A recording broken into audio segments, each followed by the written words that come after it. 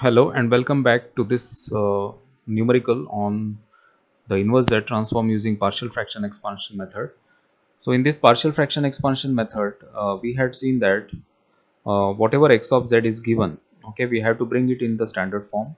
So to bring it in the standard form, we do the adjustments by multiplying or dividing by z or z square or z cube, whatever, however may be the need. Okay.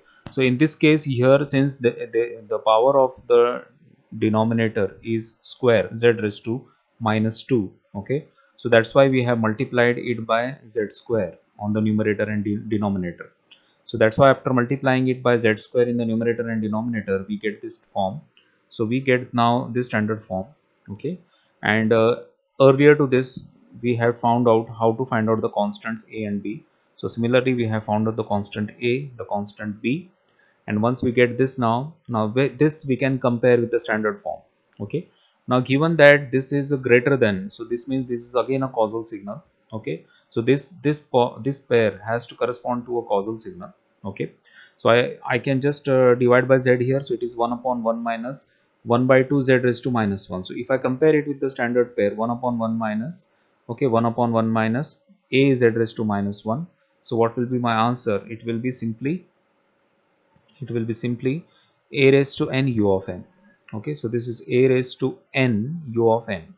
So 1 upon 1 minus a z raised to minus 1. 1 upon 1 minus a z raised to minus 1. So a is 1 by 2. And why I am writing here 1 upon 1 minus? Because I am dividing the numerator and denominator by z. So if I divide the numerator and denominator by z, okay, what I will get 1 upon 1 minus 1 by 2 z raised to minus 1. So this comes in the standard form of this. Okay. So you have to bring this pairs in the standard form. So if you remember these standard pairs like this also, it is not a problem. So I can remember it as z upon z minus 1, z upon z minus 1, or z upon z minus a. Okay, z upon z minus a, that is also true, that is also correct. So here it is z upon z minus a, that is z upon z minus 1 by 2. Okay, but it is a causal signal, so yeah, that is important.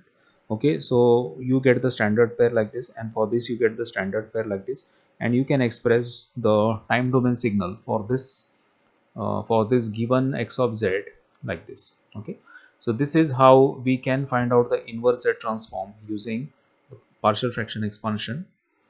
Suppose the numerical is given like this. Okay, we have to find out the inverse z transform. Okay, so in this case also, okay, if you see, we can expand this as a partial fraction expansion. Okay, a upon z, b upon this pole, c upon this, and we can go for this constants. After finding out these constants, okay, we have to specify, we have to find their time domain representations. We can find their time domain representations using again the standard pairs, the z transform standard pairs. And here it is mentioned, see here, find the inverse z transform x of z for a causal signal. So in this numerical it should have been mentioned ROC, but since ROC is not mentioned, we will take it for a causal signal. Okay, for a causal signal. So if the ROC is not given, okay, it may be given indirectly, like for a causal signal. So for a causal signal means here all the signals will be causal representations. So what is the causal representation of this constant? So since it is a minus 19 upon 6, so it is on simply del of n, because the inverse z transform of 1 is del of n. Okay, z transform of del of n is 1, so inverse z transform of 1 will be del of n. Okay, so del of n, always remember, del of n z transform is 1, inverse z transform of 1 is del of n. Okay, so instead of 1 we are having here minus 19 upon 6, which is again a constant. So simply I can write minus 19 upon 6 into 1. So 1 ka inverse z transform is del of n. Similarly here plus 3 by 2 z upon z minus a, so it is a raised to n u of n. So I got this z transform. 5 by 3 is constant, z upon z minus 3. Okay, z upon z minus 3. Okay, so my z transform will be 3 raised to n u of n, 3 raised to n u of n. So this is true when the signal is causal. If it was given here for a non-causal signal, then our entire equation x of n would change. Okay, this would not remain. This would, we have to take the pairs now, then non-causal sequence, minus 2 raised to n u of minus n minus 1 minus n a raised to n. These all non-causal pairs we have to take. But since when it is mentioned that it is for a causal case, we can directly take the pairs for causal. Similarly, now we can have here the given x of z is in this fashion and the ROC is specified like this. So again it is a causal case now. Okay, so go ahead with this. Okay, you can just find out the constants a and b, and just you can find out the inverse z transform, z upon z minus 1, so it is u of n. Z upon z minus 1, you write z upon z minus 1, z upon z minus 1, or you write 1 upon 1 minus z raised to minus 1, it is one and the same. Okay, so you got here u of n. Again here you will get 2 raised to n u of n, because it is a raised to n u of n inverse z transform. So this is your final answer. Okay, so in this case now a typical thing, like whenever this x of z is given, instead of giving the ROC, or instead of giving the ROC, they may tell that it is a right-sided sequence. So what is the meaning of this? It is a right-sided sequence. Right-sided sequence means what? Right-sided sequence means it is a causal sequence, correct? Right-sided sequence means what? It is a causal sequence. Left-sided sequence means it is a non-causal sequence. Okay, so indirectly they have mentioned here that it is a causal sequence. So again you have to go for this. Okay, find out their partial fractions, find out their constants.